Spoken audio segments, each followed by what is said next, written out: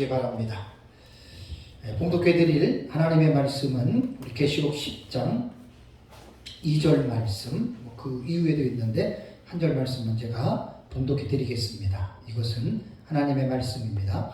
그 손에는 변호인 작은 두루마리를 들고 그 오른발은 바다를 밟고 왼발은 땅을 밟고. 아멘. 네, 앉으시기 바랍니다. 이제 첫 시간과 둘째 시간에 제가 이제 여러분들에게 말씀드린 대로 요한계시록에서 여러 가지의 주제들이 있는데 투중인이라고 하는 이 주제는 정말로 너무너무 중요한 그러한 내용을 담고 있습니다.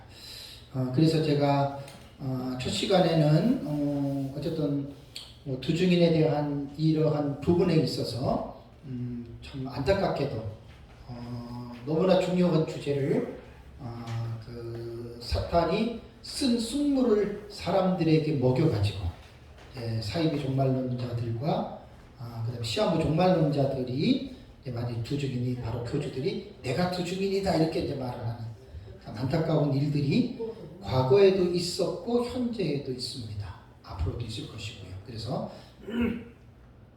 투중인에 대한 또 그런 부분에 대해서 제가 좀 말씀을 드리고 전 시간에는 이제 10장에 들어와서 요한계시록 10장이 우리에게 주고 있는 의미가 있습니다. 왜 9장 마지막에 둘째 화인 여섯 번째 나팔인 유브라데 전쟁이 끝나고 나서 왜 하나님은 10장으로 들어와서 10장 1절에서 11장 12절까지가 한 문맥이거든요. 투중인에 관한 계시인데 왜 하나님께서 이 계시를 주셨을까? 거기에 대한 의미를 제가 전 시간에 여러분들에게 말씀을 드리고 이렇게 10장 1절에 대한 힘센 천사의 모습에 대해서 여러분들에게 말씀을 드리고 이번 시간에는 이제 2절부터 제가 강의를 하도록 하겠습니다. 제가 이제 요한계시록을 한 10년 정도 지금 연구하고 있고 또 가르치고 있는데 지금 제가 가르치는 이건 제 책으로 지금 강의를 하고 있잖아요. 이거는 요한계시록의 가장 고급반입니다. 최고급반입니다. 한 절씩 주해를 해 나가면서 지금 이제 제가 강의를 하는 것은 처음 듣는 분들은 좀 어려워요. 처음 듣는 분들은 어렵고 지금 이제 뭐 여러분들이 뭐 공부를 다 하신 분들이기 때문에 또 이제 책도 있고 그래서 이제 종말론은 오전에도 말씀드린 대로 이렇게 간단하게 이해되는 게 아닙니다.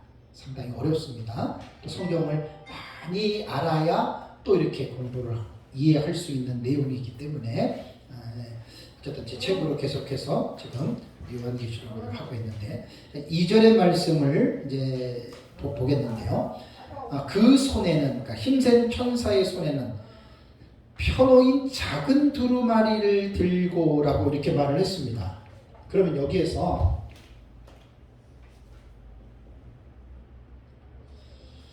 작은 두루마리라고 하는 이 용어는 뭘까요? 작은 두루마리. 여기서 이제 이게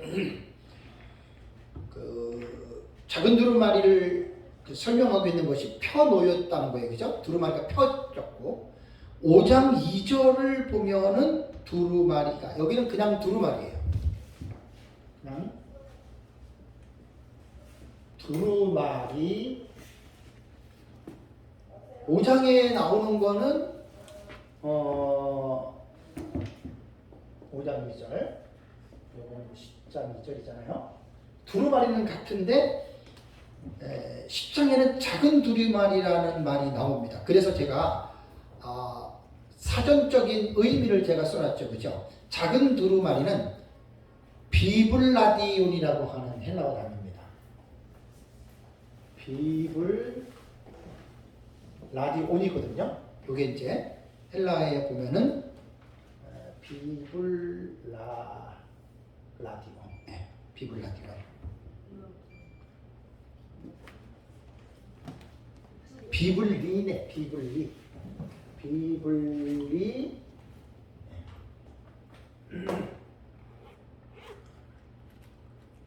단어가 저도 뭐 비블리, 비블리예요. 어떻게 보면 비블라디온. 라리디온이구나. 그다음에 라리예요. 비블라리디온이에요. 비블라리디온. 저도 뭐 늘 쓰는 언어가 아니기 때문에 제가 강의할 때는 한번 써보는 거예요. 저도 이제 가물이지 않으려고. 비블라리디온. 비블라리디온이에요. 비블라리디온. 그런데 사전적 정의를 보면은 이 비블라리디온은 제 책에 그대로 있습니다. 비블로스의 지소사라고 했어요. 요거는 비블로스. 여기에 이 단어에 지소사라고 하는 말이 어려운 말이잖아요. 그렇죠? 지소사라고 하는 말은 사전을 찾아보면 언어 구조에서 애칭의 뜻으로 사용한다 그래요. 지소사는 애칭의 뜻으로 사용을 하는데 짧게 줄여 부르는 말입니다. 짧게 줄여 부르는 말. 그러니까 본래의 단어에서 짧게 줄여서 부르는 건데 원래의 뜻보다는 작은 개념의 그 뜻이거든요. 그러니까 작은 두루마리라고 하는 단어 비블라리디온은 비블로스라고 하는 이건 두루마리거든요. 요 단어를 지소사이기 때문에 이 단어를 짧게 부른 거예요. 그러니까 어떻게 보면 길이나 양으로 볼 때는 그래서 이제 뭐가 들어갔어요? 작은이라는 표현을 한 거예요. 그래서 10장 2절에 보면은 그 손에 펴놓인 작은 두루마리를 힘센 천사가 들고 있다라고 말을 했습니다. 그런데 이 비블라리디온은 요한계시록 10장에 4번 나옵니다. 4번. 2절, 8절, 9절, 10절 나옵니다. 그리고 요한계시록 10장 8절에는 비블리온이라고 하는 헬라어 단어가 나와요. 비블리온 이거거든요. 라리디온하고 리온은 우리가 볼 때도 그 스펠링이 다르잖아요. 그죠? 그래서 비블리온이 10장 8절에는 나오는데 그렇다면 여러분 비블라리디온하고 비블리온하고 작은 두루마리하고 우리말에는 차이가 있지만 이것을 여러분들은 어떻게 생각합니까? 이게 같은 말이겠습니까? 아니면 틀린 말이겠습니까? 요거 지금 우리가 공부를 해야 돼요. 그래서 제 책을 잘 읽어보시면 사실 결론적으로 말하면 동의어로 보시면 됩니다. 작은 두루마리나 그냥 두루마리나 비블라리디온이나 비블리온이나 이것은 같은 거예요. 같은 두루마리를 말하는 거예요. 결론은 이겁니다. 그러면 여기에서 보면은 이 비블리온이라고 하는 이 단위 책이라는 뜻이거든요. 똑같은 거예요. 책. 그래서 이걸 이제 두루마리라고 얘기를 하고 비블라리디온은 작은이라고 하는 게 들어가요. 아까 여기 말한 비블로스의 지소사니까 짧게 짧은 걸로 줄여서 이제 표현하는 원래 것보다 작게 표현하는 거기 때문에 작은이라고 하는 리들북이라고 하는 이제 리틀이 붙어 있어요. 리틀북 이렇게 붙어 있거든요. 작은이라고 하는 말이. 그래서 요한계시록을 5장을 보면은 이제 여기에 그 5장에 보면은 보좌에 앉은 이의 오른손에 뭐가 있어요? 두루마리가 있죠. 이게 비블리온이에요. 비블리온. 요걸 잘 보세요. 5장에는 비블리온, 10장에는 비블라리디온인데 이걸 어떻게 봐야 되냐면 493페이지에 보면은 명사 비블리온은 신약 성경에 34번 나와요. 34번 나오는데 주석가들의 논쟁에 의하면 요한계시록 5장의 두루마리 비블리온과 10장의 작은 두루마리인 비블라리디온과의 관계에서 학자들이 똑같이 말하는 게 아니라 양분화된 의견을 놓습니다. 말하는데 같은 두루마리라고 하는 주장과 다른 두루마리라고 이렇게 이야기를 합니다. 물론 글자가 다르니까 그죠? 작은 두루마리 아니면 그냥 두루마리라고 이렇게 두 가지로 이렇게 나누는데 누구 말이 옳을까요? 분명히 아까 제가 결론적으로는 동의어라 그랬어요. 부르는 것이 그냥 작은 두루마리냐는 거지 내용은 의미는 같은 뜻이다라고 말을 했는데 그렇다면 5장을 한번 보십시오. 거기 493페이지 보면 요한계시록 5장에 기록된 두루마리의 의미거든요. 두루마리의 의미를 보면은 요한계시록 5장에 있는 두루마리는 비블리온이거든요. 비블라리디온하고 달라요. 비블리온이에요. 이 단어가 8번 나와요. 그러니까 여기에 나오는 비불리오는 보좌에 앉으신 성부 하나님의 오른손에 7인으로 봉인되었다. 덮여 있는 거예요. 못 보도록 봉인되어 있는 이 두루마리거든요. 그러면 여기에서 사실 그 6장부터 보면은 첫째인, 둘째인, 셋째인, 여섯째인이 띄어지잖아요. 그죠? 그 5장에 성부 하나님의 손에 7 두루마리가 딱 있었단 말이에요. 그게 이제 비불리온이라고 말이에요. 그래서 이제 여기에서 우리는 총문 계시와 연결 계시와 연간 계시 요 부분에 대해서 여러분 이해를 해야 되는데, 자, 이겁니다. 5장에 있는 보좌에 앉으신 이의 오른손에 있는 7인은 아까 전 시간에 봉경 기억나시죠? 네, 7번째 인에서 7나팔이 나오고 7번째 나팔에서 7대접이 나오죠. 그러니까 5장에 성부 하나님의 오른손에 있는 두루마리는 7인이잖아요. 그거는 본경군에 해당되는 내용이겠죠. 그죠? 그러니까 제가 차이점을 말씀을 드리는 거니까 똑같아요. 그러니까 요한계시록을 말씀하기는 하는데 학자들이 자꾸만 5장과 10장의 두루마리를 자꾸 다른 두루마리라고 이야기를 하니까, 그렇다면 한번 5장의 비불리온과 10장의 비불라리디온하고 작은 두루마리와 두루마리 한번 그 장소에서 의미를 제가 말씀을 드리는 거예요. 자, 그러면 그 계시록을 보면은 6장에서 지금 22장까지 동경과 사경군에서 세 가지 7 시리즈가 주된 내용이라고 그랬죠. 그죠? 그럼 7인 7나팔 7대접. 그럼 6장부터 19장까지는 봉경밖에 없나요? 아까 제가 강의할 때 아니죠. 그 봉경을 제외한 나머지의 다른 계시들이 삽경군, 낙관계시라 그랬죠. 그죠? 자, 그 차이라는 말이에요. 그러니까 5장의 비불리온이라고 하는 두루마리라고 하는 이 말은 7부로 봉인된 7인이니까 이제 봉경계시군을 말하고, 다음에 동그라미 두 번째 보세요. 요한계시록의 10장에 기록된 작은 두루마리는 비불라리디온인데 이거는 어떤 두루마리일까? 여기서 이제 생각을 해봐야 됩니다. 그래서 사막간계시에 해당되는 요한계시록 10장과 11장 1절에서 12절의 내용을 미루어 볼 때 의미입니다. 이것은 의미상으로 생각해야 돼요. 분명히 신생 천사가 받아 먹으라 그래가지고 지금 사도요한이 받아 먹었잖아요. 그죠? 그럼 여기에서 말하는 비불라리디온이라고 하는 어리들 북이에요. 작은 책은 내용이 뭘 말할 걸까요? 어떤 내용일까요? 5장으로 말하면 제가 7인이니까 봉경군이에요. 그러면 이 10장에서 말하는 비불라리디온이라고 하는 이 작은 두루마리는 내용으로 볼 때 어떤 내용을 가지고 있을 것 같아요?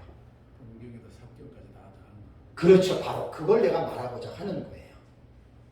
그러니까 용어로 볼 때는 비불라리디온은 비불로스의 지소사니까 짧은 걸로 이렇게 축약해서 말을 했지만, 의미상으로 볼 때는 10장에 심생천사가 가지고 오른손에 펼쳐진 두루마리는 사실 어떻게 보면 요한계시록의 전체적인 내용을 담고 있다고 봐야 돼요. 그러니까 지소사라고 볼 때에는 적은 의미로서 이야기를 했지만 의미상으로 볼 때는 5장에 나오는 7인으로 봉인 내용보다는 그건 봉경만이라고 우리 봐야 되고 10장에는 삽병까지 다 들어간다. 그러니까 의미상으로 볼 때는 이 10장에 말한 작은 두루마리가 내용이 더 많다라고 봐야 됩니다. 자, 그렇다고 해서 비불라리디온이 우리가 이제 뭘 이제 실수하면 안 되냐면, 그 비불라리디온은 계시록 전체 다고, 그러면 6장에 있는 비불리온의 7인은 봉경국만 있다. 이렇게 해서 그 단어의 의미를 우리가 확정을 지으면 안 된다는 이야기예요. 아까 그래서 첫 번째 얘기를 했잖아요. 비불라리디온과 비불리온은 동의어예요. 무슨 말인지 아시겠죠? 그래서 그렇게만 생각을 한다면 10장에서 나오는 이 부분은 계시록 전체에 대한 이 부분을 우리가 생각을 해야 됩니다. 그래도 우스본 책을 보니까 작은이라는 말이, 리틀이라는 말이 들어갔잖아요. 그래서 이제 이것을 아까 말씀드린 대로 두 개가 다르다라고 말을 하는 사람들은 작은 두루마리니까 이것보다는 내용상으로도 이것이 적다. 이렇게 말하는 학자들도 있다는 이야기예요. 근데 그랜드 오스본은 그런 게 아니라는 말입니다. 작은 두루마리라고 해서 비블라리디온이라고 해서 그냥 일반적인 두루마리인 비블리온보다 하찮은 의미를 가지고 있는 것은 아니다. 그랜드 오스본이 그 얘기를 했는데 제가 책에다 그대로 인용을 했습니다. 그래서 아까 제가 말씀드린 대로 비블라리디오가 비블리온은 차이가 있는 게 아니고 그냥 동의어로 생각하시면 됩니다. 동의어로. 그래서 이제 저는 이제 아까 말씀드린 대로 10장에 기록된 작은 두루마리의 계시는 동경과 삭경에 관한 이 부분을 다 함의하고 있다고 생각하시면 되고, 또 5장의 비블리온과의 차이는 뭐냐면 아까 말씀드린 대로 5장의 비블리온은 봉인됐잖아요.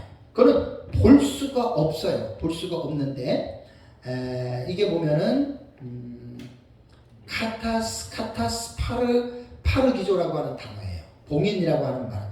5장 1절에 딱 이 단어는 여기 한번 딱 나옵니다. 그러니까 보지 못하도록 쉽게 말하면 클로스북이에요. 그 딱 닫혀 있는 거예요.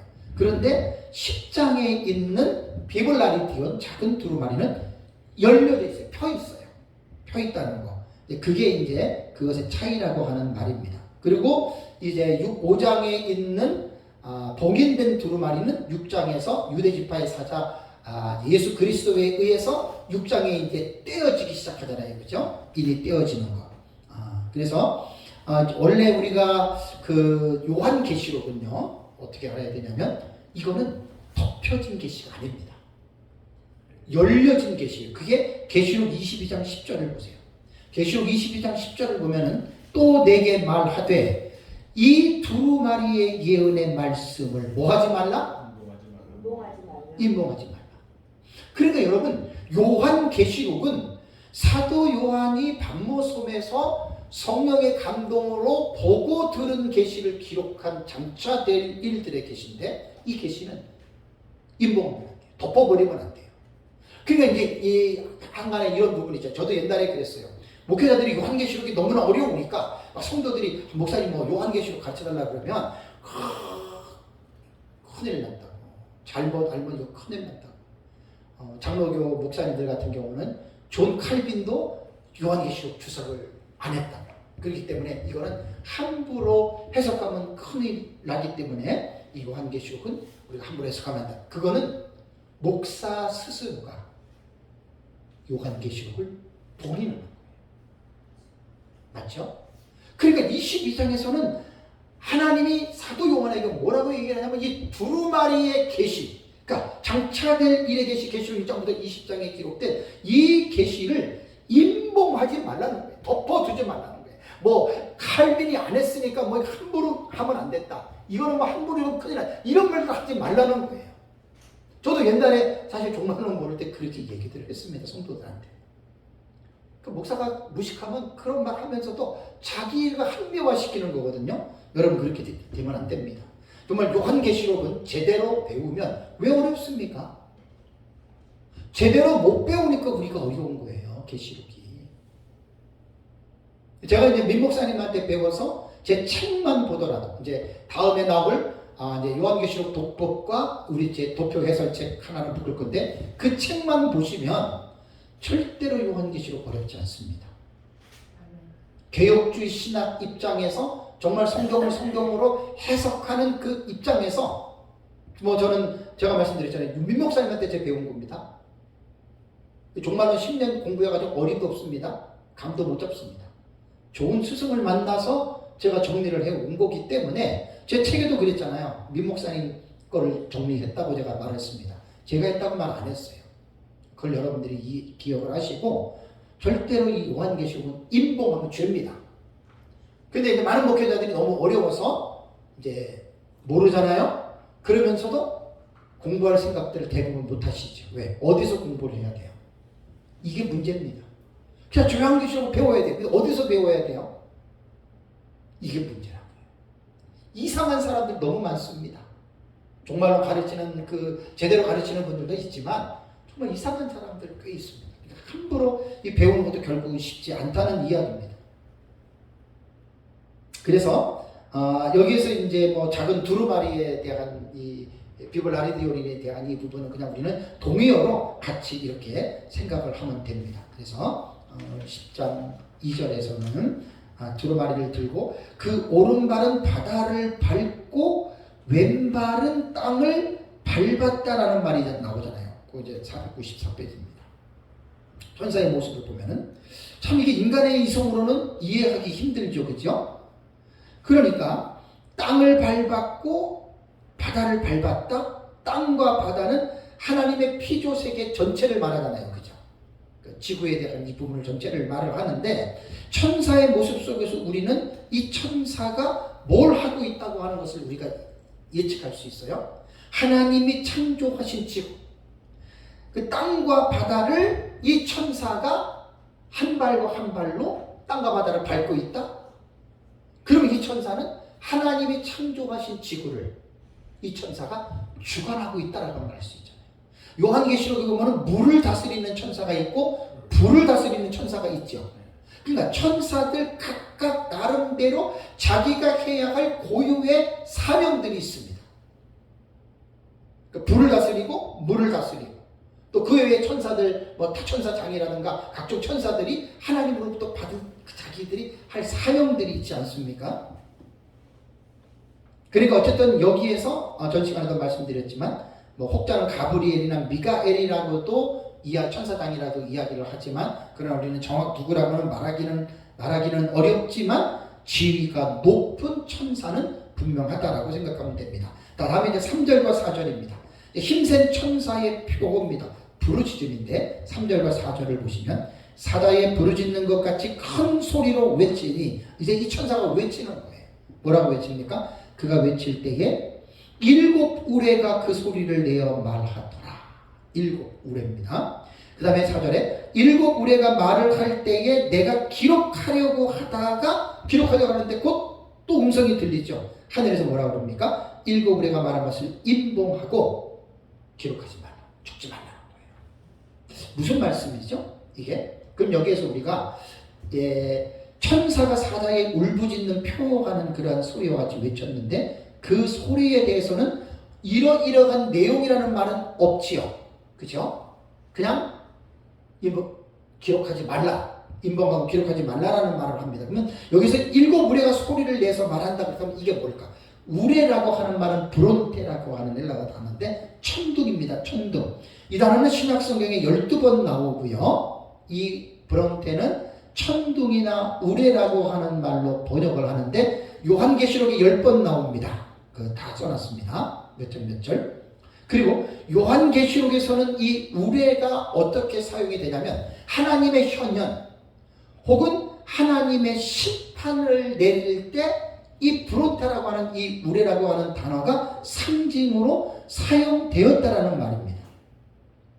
그래서 우리는 본문에서 7 우레는 천상적인 존재로부터 하나님도 될 수 있겠고 천사장으로도 될 수 있겠고 내생물도 될 수 있겠고 이 천사장의 존재로부터 나오는 소리로 보는 것이 옳습니다. 이것은 요한계시록 6장 1절에 첫째 인을 뗄 때 어떤 소리가 들리죠? 내생물 중에 하나의 소리가 무슨 소리 같아요? 우레소리 같다라고 말했잖아요. 그러니까 우리가 지금 제가 아까 말씀드린 지금 공부는 계시록으로 말하면 고급반입니다. 다 계시록을 기본적으로 공부한 다음에 이제 계시록 본문에 들어가서 지금 주해를 하는 거기 때문에 처음 공부하시는 분들은 좀 힘들어요.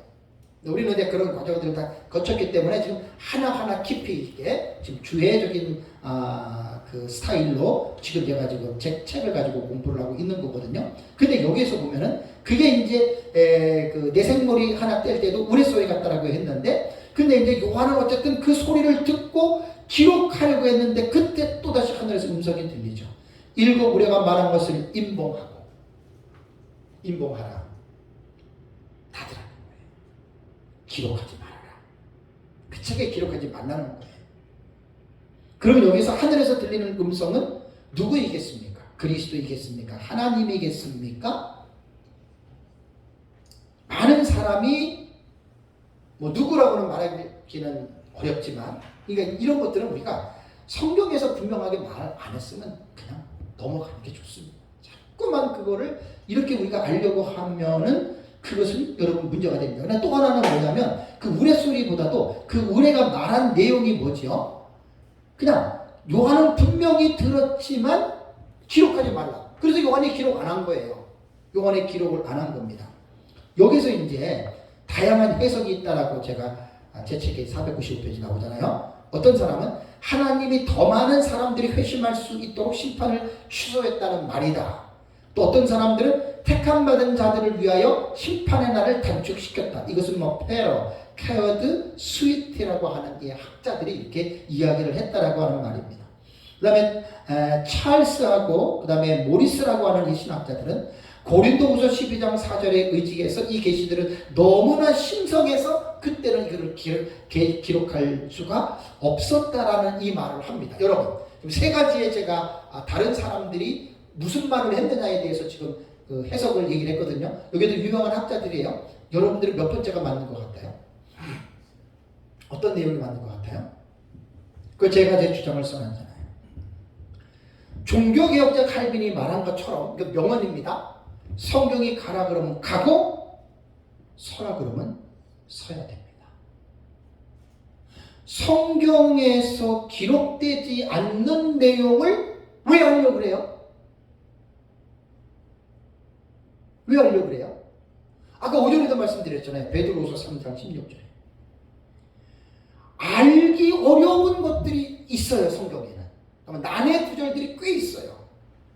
근데 그것을 억지로 풀려고 하다가 스스로 멸망에 이르잖아요. 예수님이 가늠하다 붙잡힌 여인이 사람들이 데리고 와서 돌로 치려고 할 때 예수님이 허리를 구부리고 땅바닥에 글을 썼잖아요. 여러분 그 무슨 내용인 줄 아세요? 그 내용이? 성경에 없죠? 모르는 거예요. 어떤 사람이 40일 금식 기도하고 기도하는데 하나님의 환상 가운데 그 무슨 내용이다. 그럼 우리는 어떻게 생각해야 되는 줄 아세요? 그 사람이 정신 나간 사람으로 보면 돼요. 괜히 거기에 감동받아가지고 대단하다. 저 사람 뭐 영성 그러니까 이단 소리 듣는 거예요. 그러니까 성경에서 일곱 우레가 말을 했는데 내용은 인봉하고 기록하지 말라 그랬잖아요. 모르잖아요. 그것으로 끝난 거예요. 내가 이거를 알아내야 되겠다. 이거 아주 무식한 사람입니다. 그거는 사탄이 그런 일을 하는 거예요. 간단하게 여러분 임센 천사의 표현은 그냥 미스테리로 그냥 넘어가면 됩니다. 다음에 신센 천사가 맹세를 합니다. 5절과 7절을 한번 볼까요? 5절과 우선 6절만 보겠습니다. 내가 본바 바다와 땅을 밟고 서 있는 천사가 하늘을 향하여 오른손을 들고 세세토록 살아계신 이곳 하늘과 그 가운데 물건이며 땅과 그 가운데 있는 물건을 창조하신 이를 가르쳐 맹세하여 이르되 지체하지 아니하리니. 맹세하는 내용은 7절에 나와요. 그러면 5절과 6절 496페이지를 보시면 일곱 우레의 외침에 대한 소리를 들은 이후에 요한의 눈과 귀는 이제 힘센 천사를 향했습니다. 그 힘센 천사는 이전과 같이 바다와 땅을 밟고 서서 이제 오른손을 들고 하늘을 향하여 맹세를 합니다. 맹세를 하는데 구약시대의 맹세자가 하는 맹세는 구약시대가 하는 일반적인 관례였는데 맹세라고 하는 이 말은 약속에 대한 책임을 나타내는 형식입니다. 그러니까 천사의 맹세가 뭐냐면 지체하지 아니하리라라고 하는 말이었거든요. 지체하지 아니하리라. 그리고 이 말이 뭐냐면 천사는 자신이 하는 말이 분명하게 이것은 이루어진다는 말입니다. 여러분 우리가 하나님의 말씀을 보면서 예언을 보면서 이럴까? 이거 하고 이거 분명해. 제가 종말론에 대한 지금 주제 설교를 하고 있는데 첫째 시간에 제 설교가 뭔지 아세요? 예수 그리스도의 재림을 믿는가예요. 예수님의 재림에 대해서 교회 다니는 사람들은 다 알아요. 불신자들도 알아요. 아, 예수가 재림한다더라 알아요. 그런데 문제가 뭐냐면 알기는 알지만 그 사람들이 그 사실을 믿느냐가 중요한 거잖아요. 교회를 다닌다고 재림을 다 한다고 다 믿는 거 아니에요. 안 믿는 사람 많아요.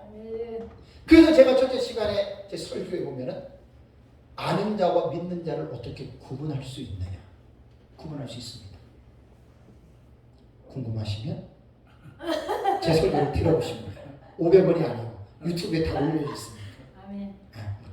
또다시 들어보세요. 제가 지금 하는 설교는 이제 종말론에 대한 우리 신대원 다닐 때 공부했던 종말론 있잖아요. 루이스 폴컵을 가지고 제가 딱 뼈대로 지금 하는 거예요. 내용은 뭐 폴컵하고 다른 내용도 있으니까 그건 이제 제가 이제 또 연구한대로 집어넣고 하니까 어쨌든 여러분 이게 좀 되게 중요한 부분이기 때문에 천사가 이러한 확신을 가지고 지금 말을 합니다. 그렇다면 천사의 맹세는 뭘 맹세했을까? 7절입니다. 자, 7절을 보시면 일곱째 천사가 소리내는 날, 일곱째 천사예요. 그의 나팔을, 그러니까 이건 일곱 번째 나팔을 그걸 말하는 겁니다. 왜냐하면 지금 9장까지는 나팔의 계시로 볼 때는 몇째 나팔까지 불렸어요? 6번째 나팔까지 불렸죠. 그죠? 그리고 5째, 6째, 7째 나팔은 공중에 날아가는 독수리가 우아이 우아이 우아이 화의 성격을 가지고 있는 계시라 그랬죠. 그러니까 9장에서는 첫째 나팔과 그러니까 첫째 화와 둘째 화인 5번째, 6번째 나팔을 불렸어요. 뭐만 남았어요? 셋째 화인 7째 나팔만 남은 거예요. 그러니까 성경을 읽을 때는 앞에 있는 내용들을 다 숙지를 하고 읽어야 여기서 지금 7절에 7째 천사가 소리내는 날 그러면 이거는 7번째 천사 셋째 화잖아요. 그죠? 이게 딱 나올 수밖에 없잖아요. 자, 그의 나팔을 불려고 할 때에 하나님의 그의 종 선지자들에게 하신 복음과 같이 하나님의 그 비밀이 이루어지리라 하더라. 이 맹세를 한 거예요. 이 말을. 천사의 맹세는 다시 말씀을 드리면 7번째 천사가 나팔을 불 때예요. 셋째 화지요. 그 시점을 분명하게 명시하고 있죠. 그러니까 7번째 나팔이 불려지는 때를 말하는 것입니다. 그러니까 지금 9장에서 10장으로 넘어올 때 많은 독자들이 셋째 화인 7번째 나팔을 기대했는데 그게 아니고 10장의 계시가 지금 나온다 그랬잖아요. 그러니까 아까 제가 첫째 시간에 이제 둘째 시간에 말씀드렸잖아요. 7 나팔 제일 복잡한 거예요. 구조가. 그걸 꼭 이해를 해두시고 우리는 뭐 사실 계시록 성경을 안 봐도 머릿속에 다 들어와 있잖아요. 몇 장 어디 쫙 나오잖아요. 그렇죠? 그러니까 꼭 7 나팔은 복잡하고 범위가 넓기 때문에 8장부터 시작해서 15장까지 나오잖아요. 그죠? 그 사이의 분경과 삭정에 대한 계시들을 여러분들이 이제 분명하게 이 부분에 대해서 이제 알고 있어야 됩니다. 그래서 제 책에는 또다시 한번 간단하게 말을 하면서 거기서 이제 2가지 인터벌, 아까 시간에는 내가 인터벌에 대해서 얘기를 안 했는데 그 2가지 인터벌 다시 한번 여러분들이 제 책을 읽어보시면 됩니다. 근데 이제 이것이 7째 천사가 소리내는 날이란 이제 497페이지로 이쪽으로 보시면 됩니다. 497페이지. 7째 천사가 소리내는 날이란 셋째 화인 7번째 나팔을 말하는데 7번째 나팔은 어떻다 그랬어요? 아까 말씀드린 대로 7번째 인과 같은 꼴이 뭐지요? 독자적인 자기 내용은 없어요. 그런데 뭐에 대한 특징이 있죠? 다음번에 나타날 7 시리즈를 보여주는 거잖아요. 그러니까 7번째 나팔도 똑같아요. 7번째 인하고 자기가 가지고 있는 내용은 없고 다음번에 나타날 7 시리즈인 7 대접의 내용을 윤곽을 보여주는 것입니다. 그러니까 7 대접 재앙은 한 일회가 거의 맞춰질 때 사실이 일어납니다. 그래서 도표를 보세요. 셋째 화 있죠? 셋째 화 저거 지금 대접 때문에 넓게 그린 거예요. 사실은 거의 예수님 재림 직전에 저게 긴 시간도 아니에요. 뭐 몇 년 그런 시간도 아니에요. 아마 금방 저게 첫째, 둘째, 셋째, 넷째, 다섯째, 여섯째, 7째 대접이 아마 예수님 재림 직전에 긴 시간을 두지 않고 이렇게 아마 대접이 쏟아질 것입니다. 그래서 이제 그림은 어쩔 수 없이 저거를 줄이면 글씨가 많아가지고 그걸 다 쓸 수가 없어요. 그러니까 대신에 도표를 할 때는 설명을 해 주셔야 돼요. 저거 보면은 최소한 3년 반에 최소한 못해도 여러분 그 1년 정도 기간이 걸리는 걸로 보잖아요. 그죠? 저 구도상으로 볼 때 그렇지 않아요. 예, 거의 마지막 부분에 마지막 부분. 마지막 부분 그냥 쏟아지는 거예요.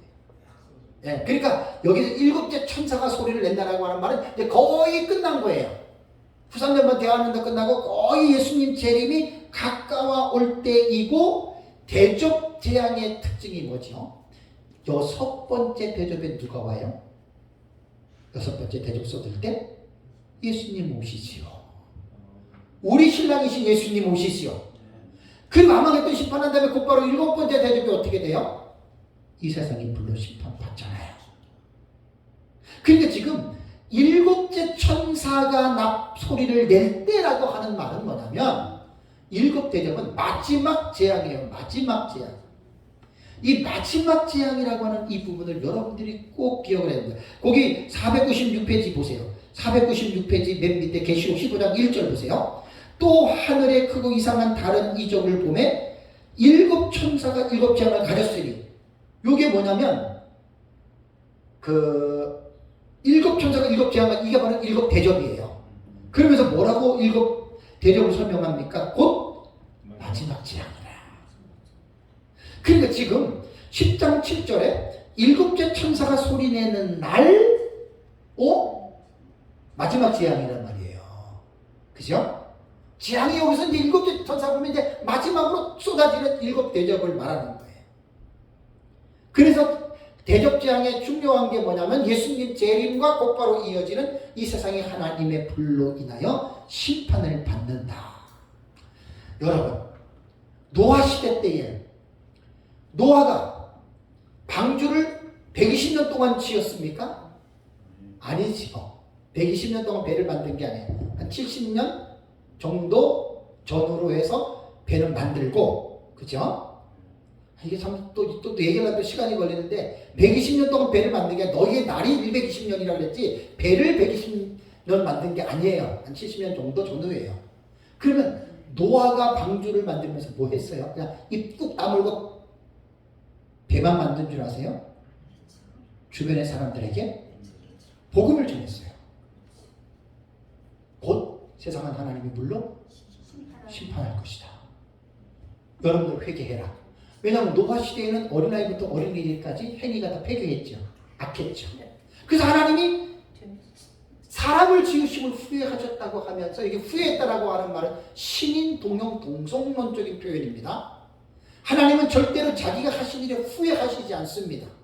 그러니까 하나님이 인간의 편에서 인간을 이해시키기 위해서 신인 동형 동성론이라고 그래요. 신학적으로. 그런 차원에서 하나님이 후회했다는 말이지 진짜 하나님이 인간 만든 거를 내가 정말 정신이 나가서 내가 외우면 절대 하나님 그런 분 아닙니다. 우리는 그럴 수 있어요. 사람은. 하나님 절대 그런 분 아니에요. 인간에게 이해를 시키기 위해서. 신인, 동형, 동성론이라고 하는 신학적인 중요한 용어가 있어요. 성경을 읽을 때 이런 표현들이 꽤 나옵니다. 하나님이 인간과 같은 형태, 신인 동형. 하나님이 사람과 같이 그런 입장에서 동성, 인간의 어떤 성품 이런 거 있잖아요. 그런 생각들, 그런 것과 같은 인간을 이해시키기 위해서 그분이 인간처럼 인간의 표현을 돕기 이렇게 썼다 그 말입니다. 이게. 그러니까 후회했다라고 하는 말은 하나님이 후회한 거 아니에요. 그래서 그 하나님께서 노아가 그렇게 복음을 전했는데도 사람들이 노아의 말을 어떻게 들었지요? 안 들었지요. 요즘으로 말하면 노아가 저 노인이 미쳤네. 하나님은 어디 있어? 물심판? 그런 말이에요. 결국 어떻게 됐어요? 물심판 받았죠. 자, 이거를 꼭 기억하시고 신약시대에 여러분 신약교회가 어디에 집중해야 되는 줄 아십니까? 신약교회는 어디에 집중해야 돼요? 재림에 집중하는 거예요. 지난주 제설교를 꼭 들으셔야 돼요. 구약 성경은 예수 그리스도에 관해서 예언했죠. 구약 성경에는 메시아가 두 번 온다라고 강조한 거예요. 초림과 재림. 구약 시대 약 4,000년 동안의 우리 믿음의 선진들은 이 땅에 살면서 돈 많이 벌어가지고 땅 사고 집 사고 이런 데에 지금 우리 그리스도인들의 우리 신앙의 선진들은 관심 있었던 게 아니라 메시아를 기다린 거예요. 메시아가 오셔서 우리를 죄악 가운데서 구속해 주시. 그 메시아를 구약 성경 4,000년의 역사에 가장 성경의 핵심적인 내용이 그 메시아를 기다린 거예요. 근데 때가 갈라디아서 4장 4절에 때가 참에 하나님이 여자에게서 그 아들을 낳게 하셨다. 동정녀 마리아의 몸에서 예수를 낳게 했죠. 그게 바로 메시아 초림 오신 거예요. 그리고 초림에 예수가 이 세상에서 30년 사생애를 사시고 3년 6개월 공생애를 사시면서 인간의 죄를 대속 짊어지시고 하나님의 어린 양으로서 십자가에 못 박혀 죽으시고 부활하시고 승천하셨죠. 하나님 오른편에 앉았죠. 신약시 남은 과제는 딱 하나 남았습니다. 다시 오실 메시아. 그러니까 신약 교회가 내가 늘 얘기를 하잖아요. 예수 믿어서 복받아 가지고 11조를 몇 천만 원씩 내고 그 전부 다 도둑신교예요. 1,000만 원 11조 내면 한 달에 1억 번다는 건데 이거 진짜 기독교를 완전히 무당 종교로 만들어 나가지고 예수 믿는 목적이 잘 먹고 잘 살고 부자 되고 그냥 자기 하고 싶은 거 하고 누리 나가려고 하는 이거는 여러분 예수님을 잘못 믿는 거예요. 잘못 믿는 거예요. 그리고 신비주의 빠진 사람들은 맨날 엑스타시만 얘기하잖아요. 자는다고 저밤에 꿈에 환상 가운데 음성이 들리고 봤다 들었다. 야, 한국 교회는요. 이제 기복주의는 젊은이들은 별로 없어요. 옛날에 우리 나이 때 가진 노인들이나 이제 기복주의지. 이제 먹고 살만하니까 그런데 별로 없는데 지금 상황으로 볼 때도 한국 교회의 기복신앙과 신비주의 신앙을 탁 빼버리잖아요. 교회가 거의 무너진다고 보시면 됩니다. 한국 교회. 거기에 그만큼 그 교회들이 지금 이정표를 방향을 잘못 맞추고 지금 교회들이 가고 있다는 거예요. 복 받는다. 잘 먹고 잘 산다. 성공한다. 맨날 봤다 들었다 그러다 보니까 이제 예수님이 언제 오느니 시한부 종말론자들이 자꾸만 생기고 그거 아닙니다. 신약 교회의 간절한 기대와 소망은 내가 예수 믿어 부자 돼서 잘 먹고 잘 사는 게 아니고 그분을 기다리는 거예요. 그분. 다시 오실 그리스도. 재림입니다. 재림. 안타까워요. 한국 교회는 재림에 대한 메시지가 지금 소리치고 있습니까? 시한부 종말론자들이나 사이비 종말론자들이나 재림에 쪄가지고 사람들 겁주고 두려움을 떨게 해서 재산 팔아가지고 들어오는 도둑놈들이나 그렇게 하지 일반 교회들이 그렇게 재림에 대한 메시지를 높이고 있습니까? 어떤 분이 제 설교를 들으면서 그런 격려를 저한테 해줬습니다. 다미 선교회 때문에 한국 교회가 재림에 대한 설교를 의도적으로 일부러 피했죠. 왜냐하면 1992년 10월 28일 날 예수님 재림한다고 다미 선교회가 얼마나 전 세계적으로 그냥 예수님 재림한다고 뻥쳤습니까? 그러고 나서 이제 교회들이 재림에 대한 설교를 하기가 거꾸로 온 거예요. 무슨 말인지 아시죠? 실제. 그러고 나서 사실은 정상적인 교회에서 특별하게나 강해할 때 재림 나오면 얘기를 하지 이렇게 재림에 대한 종말론에 대한 제가 지금 하고 있는 어떤 이런 부분들에 대해서 이런 걸 가지고 어떤 특별하게 시리즈로 딱 해가지고 종말에 대해서 이렇게 강조하는 교회들이 있겠지요. 그렇지만 전체적으로 볼 때는 많지 않다는 거예요. 계시록을 안 보더라도 예수님이 뭘 강조한 줄 아세요? 깨어있으라. 주의하라. 내가 도둑같이 오겠다. 그 예수님이 말한 거 2000년 전에. 네? 목사님들이 정말 손양문 목사님처럼 잠자기 전에 속옷 걷어 깨끗한 거 머리맡에 두고 주님 오늘 밤에 예수님 오시면 내가 이 옷 입고 예수님 만나겠다고. 그 손양문 목사님처럼 그 재림을 지금 악망하고 삽니까? 제가 이번에 설교할 때 그 말한 거예요.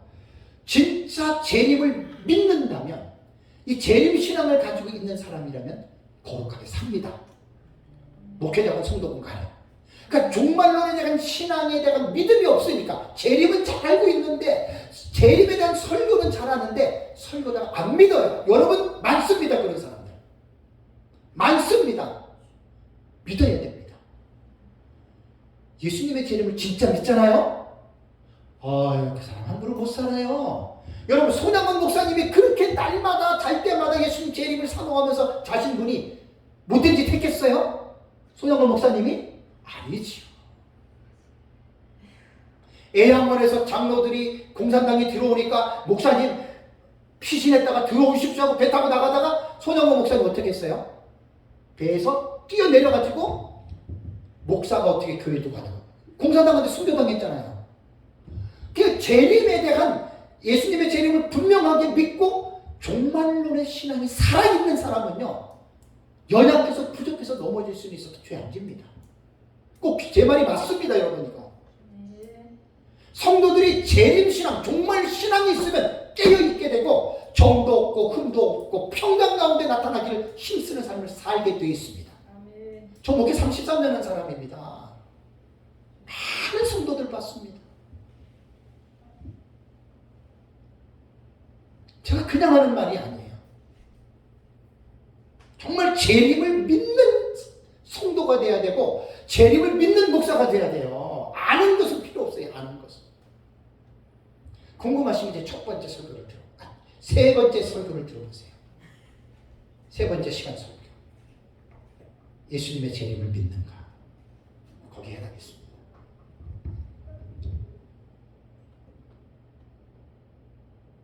그래서 10장 7절의 본문으로 다시 돌아오면 일곱째 천사가 소리내는 날, 이게 일곱 번째 나팔이 불리는 거예요. 화로는 셋째 화예요. 이때 근데 내용이 뭐냐면 그의 종 선지자들에게 하신 복음과 같이, 지금 신약시대예요. 선지자는 물론 신약시대 초기까지는 존재했지만 구약시대의 선지자들로 보면은데요, 구약시대 선지자들이 복음을 외쳤어요. 이게 무슨 복음일까요? 그것이 비밀이라고 얘기를 했어요. 미스테리온이에요. 이 비밀이 이루어진다는 거예요. 그럼 이게 뭘까? 구약시대의 선지자들이 외쳤던 그 뉴스는 뭘까? 그 복음은 무엇일까? 그것이 비밀로 여겨졌던 그 복음이 무엇일까? 궁금하시면 제 책 497페이지 보시면 나옵니다. 497페이지. 자, 요한계시록을 기록하게 하신 목적은 예수 그리스도의 재림을 통하여 이 세상에 하나님의 심판을 받고 생명책에 기록된 성도들은 구원을 받는다는 것을 교훈하기 위함이에요. 그냥 누가 예수 잘 믿어가지고 복 받아가지고 자손들이 복 받아서 땅 많이 사고 이렇게 그런 거 아니에요. 성경은 그런 거 아니에요. 아까 그 위에 보면은 베드로서 3장 10절을 한번 보세요. 베드로서 3장 10절 읽어볼까요? 그날에는 하늘이 큰 소리로 떠나가고 체질이 뜨거운 불에 풀어지고 땅과 그 중에 있는 모든 것이 드러나리로다. 자, 분명히 베드로가 불심판 예고했죠. 그죠? 노아가 그렇게 외쳤어도 사람들이 안 들었죠. 지금 우리는 목사님들은 뭘 외쳐야 돼요? 하늘이 떠나간다는 거예요. 불에 탄다는 거예요. 세상이. 하나님 불심판이 남아있다. 이거 외쳐야 돼요. 종말이라고 하는 것은 단순히 예수님 재림만 외치는 게 아니라 예수님 재림 전에 있을 사건들을 여러분들이 일일이 알고도 전해야 되는 거예요. 결론적으로 하늘이 큰 소리로 떠나고 체질이 뜨거운 불에 이 세상이 전부 다 불에 타서 녹아버린다는 말이에요. 도덕과 윤리적인 자유주의 신학 입장에서는 그런 설교를 하지 못하게 합니다. 왜? 사람들에게 겁을 주고 위화감을 주니까 이런 거 하지 말라 그래요? 자유주의는 신학은 사탄의 신학입니다. 사탄의 신학입니다. 성경 자체를 부인하고 예수 그리스도의 부활도 부인하고 자유주의 신학입니다. 이런 거 얘기하면 이런 소리 하지 말라는 거예요. 지옥 설교 그런 거 해서 사람 괜히 공포 주지 말라는 거예요. 이게 자유주의 신학자들은 말이에요. 여러분, 신약 성경에 지옥 설교를 제일 많이 한 사람이 누군 줄 아십니까? 지옥이라는 말.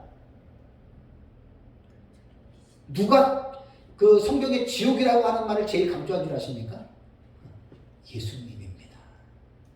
예수님이 제일 많이 강조했습니다. 지옥. 놀라지도 않으셔. 그러니까 사람들이 관심 없어요. 이런 데는.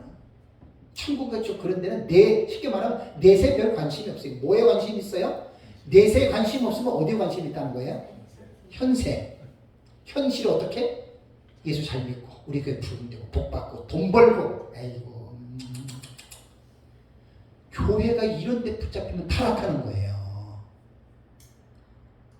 교회 타락은 세속화입니다. 세상을 닮아가는 게 교회가 타락하는 겁니다. 목사님들 정신 차리셔야 돼요. 목사님들은 성도들에게 복 빌어주는 무당들이 아닙니다. 복 빌어주는 기도 그런 도구가 아닙니다, 여러분. 맨날 일레가려고 안수해가지고 뭐 예수 이름으로 축복한다 뭐 그딴 짓들 하지 마시기 바랍니다. 목사가 할 일이 아닙니다. 많이들 이렇게 하고 있죠. 그러니까 신학을 제대로 가지 않는 분들이 지금 그렇게 하고 있다는 말이에요. 그럼 여기서 결론적으로 요 부분 하고 넘어갈게요. 선지자들에게 하신 복음과 같이 하나님의 비밀이 이루어지리라.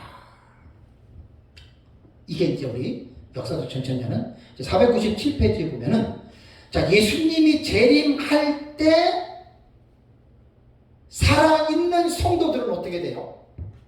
자 보세요. 여기서 신학이 필요한 거예요. 우리 역사적 전천년은 요한계시록 19장의 11절과 21절에 여섯 번째 대접 예수님 재림에서 아마겟돈 심판하시죠. 그 19장 끝나고 20장 나오죠. 20장에 천년이라고 하는 킬리에 때 용어가 6번 나오죠. 1절에서 7절까지. 역사적 전천년의 종말론의 특징이 뭐예요? 19장과 20장의 사건을 어떻게 본다고요? 그거 되게 중요한 거예요. 역사적 전천년 종말론은 19장과 20장 재림과 천년 왕국을 연속적으로 봐요. 재림 이후에 천년 왕국이 있다. 이게 역사적 전천년이고 무천년은 19장과 20장을 분리해요. 20장의 천년 왕국은 신약시대 초로 쭉 끌고 가버려요. 무슨 말인지 아시겠죠? 그러니까 이 19장과 20장을 연속적인 관계로 예수님 재림하면 이 땅에 천년왕국이 있다라고 한 최초의 신학자들이 초대 교부들이에요. 사도 요한의 제자 폴리갑, 파피아스, 폴리갑의 제자 이레네우스, 이레네우스의 제자 히폴리투스, 라틴티우스, 순교자 저스틴, 이런 유명한 교부들이 초대교회 2, 3세기까지는 거의 많은 사람들이 19장과 20장을 연속적으로 사건이 일어날 것으로 봤다. 이게 역사적 전천년의 핵심이에요. 초대교회 때. 우리는 그 역사적 전천년이잖아요. 그러니까 예수님 재림하면 무천년에서 말한 것처럼 세상이 끝이 아니라 예수님이 재림하면 천년왕국이 있어요. 천년왕국이. 박윤선 박사님, 박형룡 박사님 우리나라의 조직신학 아버지와 그 다음에 조직신학하고 주경신학의 아버지예요. 네. 박형룡 박사님은 조직신학의 아버지라고 그러고 박윤선 박사님은 주경신학의 아버지예요. 그 훌륭하신 한국교회 신학의 틀을 놓으신 그 두 어른께서 전천년 믿었어요. 그들은 예수님 재림하면 이 땅에 천년왕국이 있을 것을 믿었다는 말이에요. 초대 교부들처럼. 우리 그거 믿는 사람들이에요. 그렇다면 예수님 재림한다. 이 땅에 뭐가 있어요? 티엔옌 왕국. 천년 왕국이 있는 천년 왕국. 어디에서? 이 땅에서.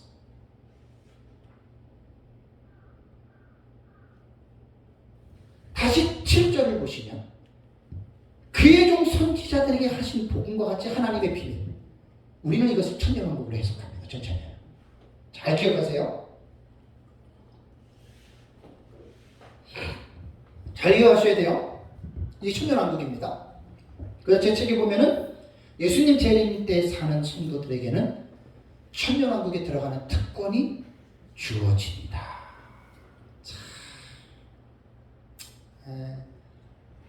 말이 역사적 전천년이지 교회에서 천년왕국에 대한 설교들을 얼마나 합니까? 무천년이 무서워서 천년왕국도 말 못하는 사람들이 꽤 있어요. 전천년 중에서. 참 기가 막힌 시대를 살고 있습니다. 저는 천년왕국은 이 서울에서도 벌써 5년 전에 꽤 했어요. 그죠? 천년왕국. 우리 교회에서도 한 2달 정도 하면 벌써 그 10몇 시간을 했어요. 그거 여기서도 제가 했어요. 줄여가지고. 천년왕국을 깊이 연구해야 돼요. 나중에 제가 책을 쓰면 천년왕국 제가 연구했던 내용과 더불어서 천년왕국이라는 책도 하나 나옵니다. 앞으로의 계획이에요. 제가 책 쓸 게 꽤 있어요. 이 천년왕국 분명하게 여러분들이 알고 천년왕국에 대해서 믿어야 됩니다. 다만 문제가 뭐냐면 아까도 말씀드린 대로 역사적 전천년은 너무 혼란스럽습니다. 정체성이 너무나 불분명하고 말이 역사적 전천년이지 역사적 전천년주의자들이 말하는 것은 제가 요한계시록 독법에서 강의했고 책에도 나오겠지만 너무 넓어요. 범위가. 그리고 세대주의와 구분이 안 돼 있어요. 특별하게. 웬만하면 몇 가지 빼놓고.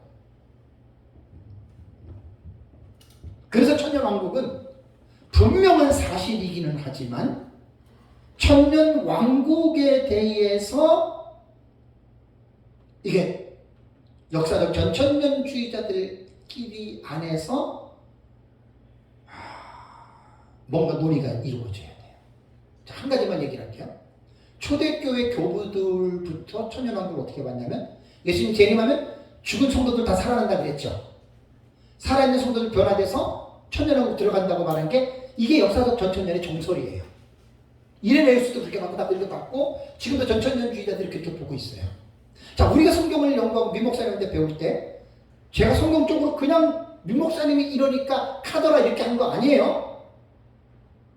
계시록 20장 4절 주예를 잘 읽어보세요. 아주 깊이 있게 내가 연구를 해놨어요. 이 문제가 지금 제일 중요한 게 뭐냐면 첫째 부활이라고 하는 헤아나스타시스 헤프로테 첫째 부활에 대한 이 해석이 잘못되어져 버리면 천년왕국에 대한 해석이 엉클어져 버려요.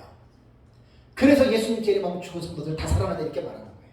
그러니까 부활에 대해서 벌써 잘못됐죠. 자, 그럼 천년왕국의 역사적 전천년의 정설로 볼 때에는 성도들 전부 다 부활체로 들어간다는 얘기예요. 살아있는 육체는 안 들어간다는 이야기예요. 자, 우리가 주장하는 건 뭐지요? 부활체는 첫째 부활자들 외에 나머지 죽은 성도들은 천년왕국 끝날 때까지 부활 안 해요. 그것이 계시록 20장 5절에 나오잖아요. 그 나머지 죽은 자들은 그 천년이 차기까지 살지 못하더라. 그래서 20장 4절에 이 첫째 부활은 2000년 동안의 기독교 역사의 부활의 축을 옮기는 거예요. 함부로 이거 못 건드립니다, 여러분. 첫째 부활 결코 우습게 여기지 마세요. 전천년 안에서 초롱성같이 예수님 재림할 때 죽은 자 살아난다고 얘기를 했어요. 최소한 제 책 계시록 20장 4절과 5절의 주해만 봐도 어느 정도 알 수 있는데 그 정도를 이해하기가 제가 볼 때 쉽지 않아요. 왜? 고정관념이라는 게 있잖아요. 아이디어 픽스. 고정관념. 역사적 전체는 예수님 재림하면 죽은 자 살아난다? 부활한다? 이거 깨트려야 돼요. 그래서 천년왕국은 간단하게 여러분 우리가 이렇게 말할 수 있는 내용이 여러분 사실 아닙니다.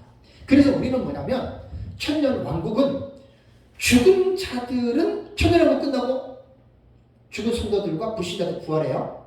계시록 20장 5절에 나와요. 궁금하시면 제 책의 주예를 보세요. 그때 나오고 그럼 천년왕국은 누가 들어가느냐? 예수님 재림 당시에 살아있는 성도들 죽지 않고 살아있는 성도들이 육체로 들어가는 거예요. 천년왕국은. 그래서 이 땅에서 자손 낳고 번식하면서 천년을 사는 거예요. 다만 첫째 부활자가 있어요. 환난 전에 순교자들과 환난 중에 죽었던 순교자 두 줄이 있죠. 이 사람들은 부활체로 들어가요. 그래서 그들이 계시록 20장 4절과 5절을 보면은 저희가 그리스도와 함께 천년 동안 뭔 노릇하리라? 왕 노릇하리라. 그들은 부활체예요. 그리고 천년왕국의 백성들은 예수님 재림 때 살아있는 성도예요. 누가 뭐라 그래도 이 해석이 옳습니다. 제 책만 봐도 가볍게 그냥 쓴 게 아니에요. 나름대로 다 내 주의 안에서 이런 부분들을 연결해서 어떤 그 틀리거나 막 충돌이 생기거나 그런 것 없이 여러분 해놨습니다. 그러니까 이 부분들을 잘 생각을 해야 됩니다. 자, 11장 15절 볼까요? 계시록 11장 15절 497페이지 밑에 보면은 자 보세요. 여기 이런 말씀 보세요. 일곱째 천사가 나팔을 불매 그랬죠, 그죠? 예? 요게 이제 일곱 번째 그 나팔이 첫 번째 이제 그 시도가 되는 거예요, 그죠? 나팔을 불매 어떻게 해요? 하늘에 큰 음성들이 나서 이르되 무슨 음성이 일어납니까? 세상 나라가 어떻게 해요? 우리 주와 그의 그리스도의 나라가 되어 그가 세세토록 왕노릇하리로다. 천년왕국 말하는 거예요. 이 세상의 나라가 그리스도께서 재림하시고 이 세상은 물론 불로 심판을 받지만 살아있는 생존 성도들은 그리스도의 나라가 된다 이 말입니다. 이게 천년왕국입니다, 여러분. 천년왕국만 나오면 또 내 마음에 또 불이 타는 거 있지. 무천년자들은 왜 천년왕국이 있냐 그러는데 자기들 신학의 눈이 멀어서 못 볼 뿐이지. 천년왕국은 꼭 있어야 돼요, 이 세상에. 분명하게 있어야 돼요. 세상 나라가 우리 주와 그의 그리스도의 나라가 되어 세토록 예수 그리스도 왕노릇하리로다. 천년 동안 이렇게 한다는 말입니다. 그리고 천년왕국은 어린 양의 혼인잔치입니다. 계시록 여러분 19장에 보면은 어린 양의 혼인잔치에 청함을 받은 자는 복이 있다고 그랬죠, 그죠? 그 어린 양의 혼인잔치 우리 천년왕국으로 봐요, 전천년은. 근데 그 천년왕국에 초대를 받은 자는 옳은 행실을 살아가고 있는 자들입니다. 행위 구원 아닙니다. 믿음으로 구원받은 사람은 옳은 행실로 살아가게 된다. 여러분 이거 정설로 잡아야 됩니다. 이거 정설로 잡아야 돼요. 믿음과 행위에 관한 이 부분을 헷갈리는 분들이 너무 많습니다. 곧 칭의와 성화, justification하고 sanctification. 성화는 칭의의 공로가 되는 게 아닙니다. 성화는 칭의된 자는 반드시 성화된 삶을 산다. 이 말은 뭐냐면 예수 그리스도를 믿고 구원받은 사람은 옳은 행실의 삶을 살아간다. 이걸 교회 안에서 정설로 내세워야 돼요. 그렇다고 행위 구원을 말하는 게 아닙니다. 아까 말씀드렸잖아요. 성화의 공로가 칭의를 받을 수 있다. 그 말이 아니라는 말이에요. 그러니까 뭐냐면 제가 말하는 행위는 구원의 조건으로서의 행위가 아니라 구원받은 자로서의 행위를 말하는, 이게 성경이 그렇게 말하고 있어요. 그래서 한국교회 안에 이 칭의와 성화를 잘못 알아가지고 유보적 칭의론을 말하는 사람들이 의외로 많아요. 김세윤 교수도 그렇고 톰 아저씨, 톰 라이트도 그렇고 그 다음에 제임스 돈이라든가 이런 사람들, 그 어떤 신율법주의자들 다 이 사람들 전부 다 보면은 칭의와 성화를 몰라서 그래요. 저는 종교개혁자들이 말한 칭의와 성화관을 따릅니다. 칼빈도 말했듯이 칭의된 자는 예수 그리스도를 믿고 의롭다 함을 칭함을 받은 자는 반드시 성화의 삶을 살게 되어 있다. 이게 종교개혁가들의 구원관 속의 칭의와 성화의 관계입니다. 잘 이해하셔야 됩니다. 그래서 이제 계시록 19장 7절과 9절의 제 주를 한번 보세요. 어린 양의 혼인잔치 천년왕국에 들어가는 자는 옳은 행실을 삶에 들어가거든요. 그래서 이제 종말론에 대한 이 도표의 구조를 아는 사람들은 황충화 때에 예비초로 들어가는 사람이 어떤 사람들이에요? 이게 옳은 행실의 삶을 사는 사람들이잖아요. 구원받은 사람이라도 깨어서 기름 준비하고 죄를 미워하고 성령 충만하게 이 사람들이 마지막 때의 대관 안에 안 떨어진다 그 말이에요. 그런데 구원받은 사람들이라고 다 그렇게 사느냐? 아니죠. 구원받아도 개판으로 사는 사람들이 꽤 있어요. 그렇다고 여러분 오해하지 마세요. 구원받고 개판으로 살았다고 해서 그 사람의 구원이 취소가 되느냐? 우리는 안 봐요. 절대 우리 구원 취소 안 해요. 우리 행위 구원자 아니에요. 믿음으로 구원받아요. 그러나 구원받은 사람이 개판으로 사는 것은 누구 책임이에요? 자기 책임이에요. 구원론의 요걸 정확하게들 구분들을 하셔야 돼요. 요 부분들이 잘려버리면 믿음과 행위의 관계에서 사람들이 비틀어져 헝클어져 버려요. 그 신학이 제대로 된 알미니아 같은 경우는 행위 구원으로 아예 가버리고 구원받은 사람도 죄지면 지옥 간다고 이런 쓸데없는 말하고 그렇지 않습니다. 그러니까 우리가 개혁 신학은 행함을 구원의 조건으로 강조하면 안 되고 행함은 구원받은 자의 결과, 열매. 그래서 이것은 옳은 행실이라고 하는 말은 바로 이 부분을 여러분들이 꼭 기억을 해야 됩니다. 그래서 지금 여기에서 지금 말하는 7절에 하나님의 그의 종 선지자들에게 하신 부분과 같이 하나님의 비밀이 이루어지리라라고 하는 이 비밀은 바로 천년 왕국이다. 꼭 여러분들이 기억을 하시고 이것이 이제 따지고 보면 구약 시대의 선지자들이 천년 왕국을 외쳤다라는 걸 아셔야 돼요. 이사야서 같은 경우는 11장하고 35장하고 65장 한번 보세요. 그게 천년 왕국이거든요. 근데 무천년의 눈에는 그것을 천국으로 봐요.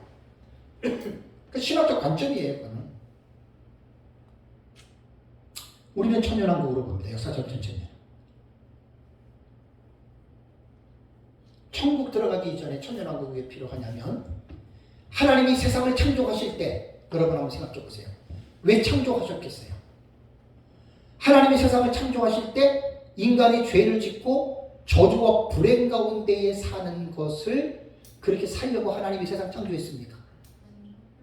그래서 불신의 철학자들은 신은 세상을 만들어 놓고 인간의 저주와 고통을 진크고 있다. 이렇게 하나님을 비아냥거립니다.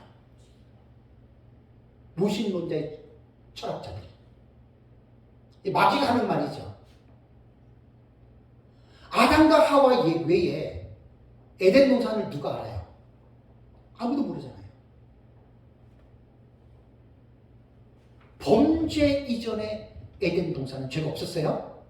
죽음이 없었어요? 부끄러움도 없었고 수치심도 없었어요? 싸움도 없었어요? 그러면 지상천국이에요? 만약에 아담과 하와가 죄를 짓지 않았다면 어떻게 됐을 것 같아요? 계속 인류는 번성합니다. 생육하고 번성하고 땅에 충만해서 지구는 몇십 개가 있어도 인구를 감당 못해요. 6천년이라면. 왜 하나님이 우주를 주셨겠어요? 이야, 저는 역사적 전천년의 종말론을 믿고 깨달은 게 한두 가지가 아닙니다. 여러분, 우주는 하나님이 관상용으로 주신 게 아니에요. 누워서 별 하나, 나 하나, 별들, 나 둘, 별 셋, 나 셋. 이거 쉬려고 별을 주신 게 아니라고요.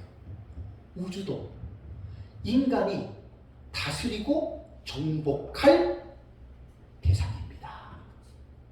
아담과 하와가 죄를 짓지 않았더라면 아담이 가지고 있는 그 무한한 IQ가 지금 결국 우리가 지금 범죄한 타락한 이후에 인간이 아담이 범죄하기 이전에 그 뇌의 지능을 한 3% 정도 쓴다고 그러잖아요.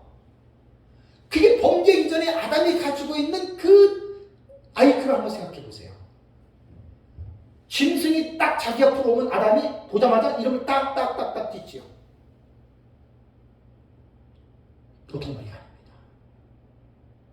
그러니까 아담이 타락 이전에 그 머리라면 지금 우주선 얼마 전에 러시아 달로 했다가 실패했어요. 아담이 만약에 살았다면 그거 아이고 뭐 몇백 년, 몇천 년, 아이고 참말로 진짜 그냥 우주선 그런 거 필요 없이 그냥 샥 하면 그냥 태양이고 뭐고 더 넘어선 은하계까지 그냥 갑니다. 네? 진짜 여러분, 왜 천년왕국이 필요하냐면 아담과 하와의 범죄 이후에 하나님을 오해하는 사람들이 그만큼 많은 거예요. 여러분 지금 우리 참 안타까운 일 많이 당하잖아요. 가족도 그렇고 주변의 지인들 중에 상상하지 못할 불행들 많이 당하잖아요. 그 안 믿는 사람들은 누구를 원망해요?